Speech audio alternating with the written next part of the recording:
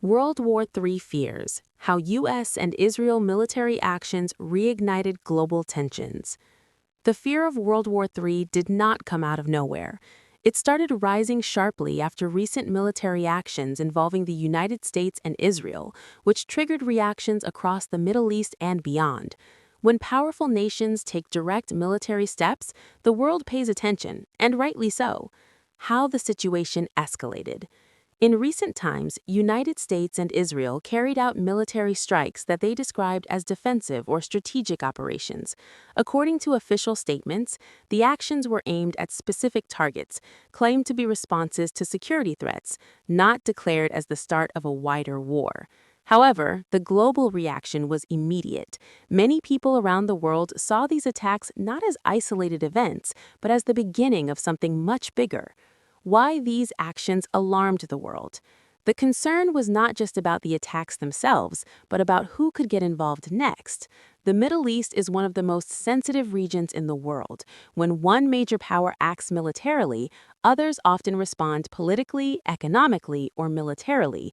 This raised serious questions. Will allies be dragged into the conflict? Will rival powers respond? Could this expand beyond one region?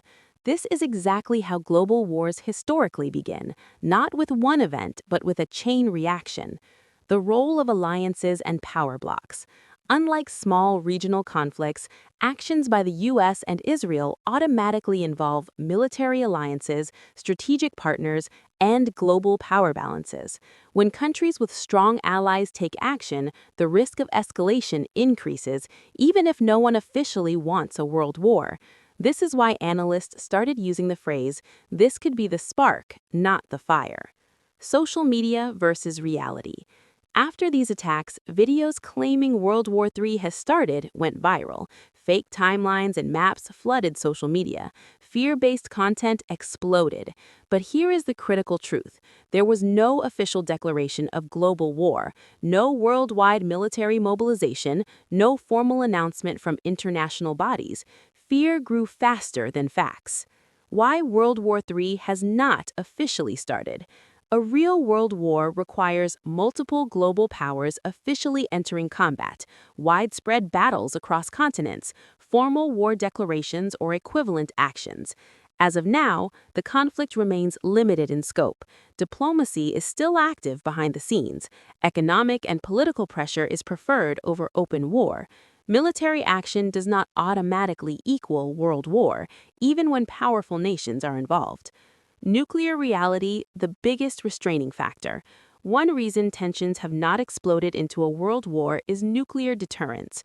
Every major power understands one fact. A global war today would not stay conventional. The presence of nuclear weapons forces countries to calculate every move carefully. No leader wants to be responsible for irreversible destruction. This fear, ironically, prevents even bigger wars. Impact on ordinary people. Even without a world war, these events affect common people worldwide. Oil and fuel prices fluctuate, markets react negatively, inflation fears increase, mental stress spreads through constant alarming news.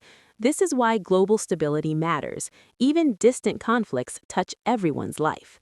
Are we closer to World War III than before? The honest answer? We are closer to tension, not closer to confirmation. Military actions by major powers raise risks, but risk is not destiny. History shows many dangerous moments were pulled back from the edge. Diplomacy often happens quietly, not on social media.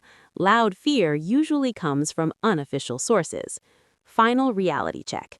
Yes, recent U.S. and Israel military actions increased global anxiety. Yes, the situation is serious and deserves attention, but no, World War III has not been declared. The world is not officially at global war. Panic is not justified by facts. The situation is dangerous, but still controlled. In the previous part, we discussed how recent U.S. and Israel military actions increased global tension and revived fears of World War III.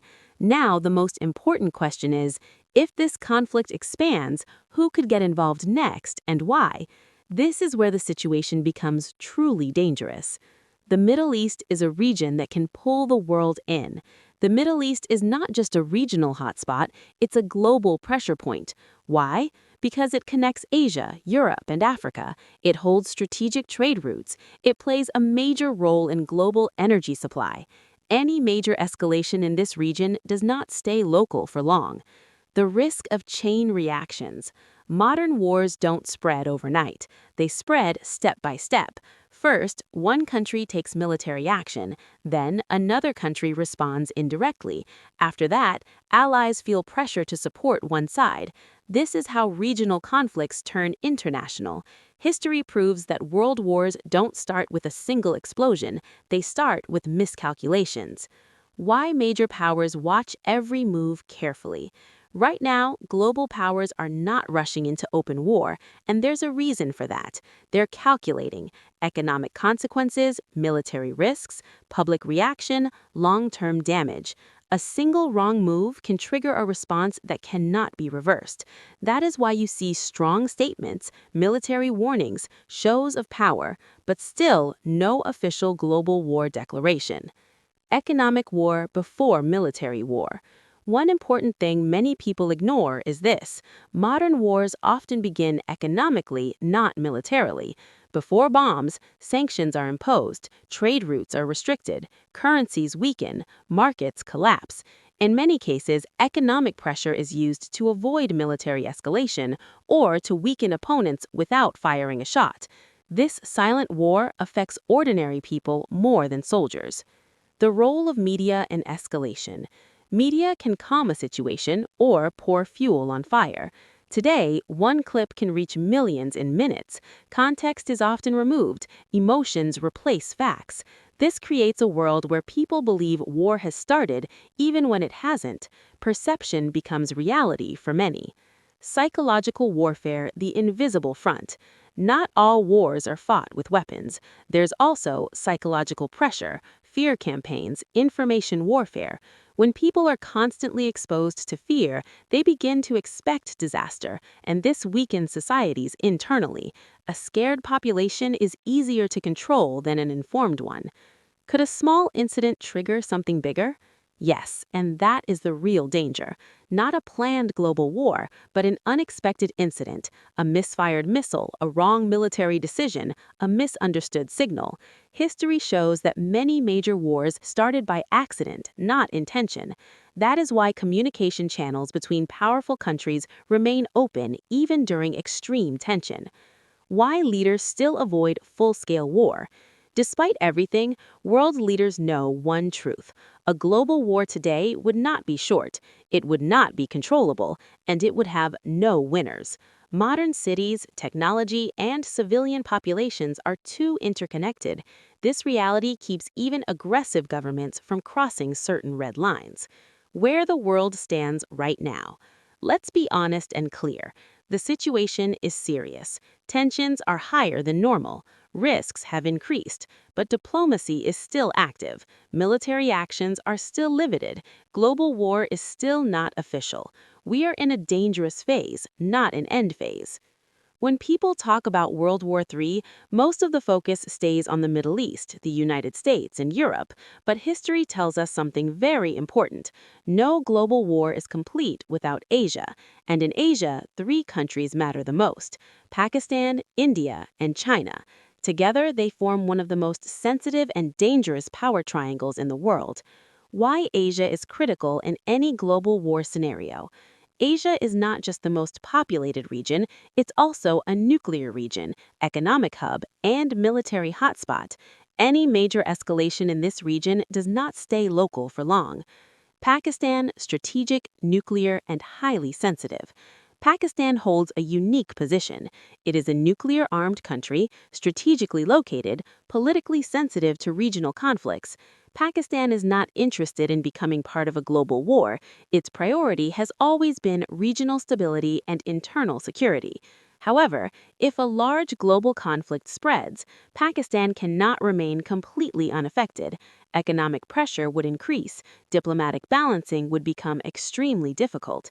Pakistan's biggest challenge would be avoiding escalation while protecting its sovereignty. India, a rising power with global ambitions. India is often described as a rising global power. It has a large military, nuclear capability, and growing international partnerships.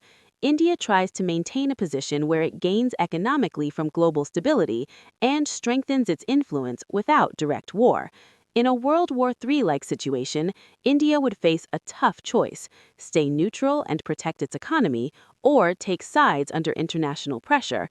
History shows India prefers strategic patience, not immediate confrontation. China, the global game changer. If there is one country that could change the direction of the entire world, it is China. China is a military superpower, the world's manufacturing hub, and deeply connected to global markets.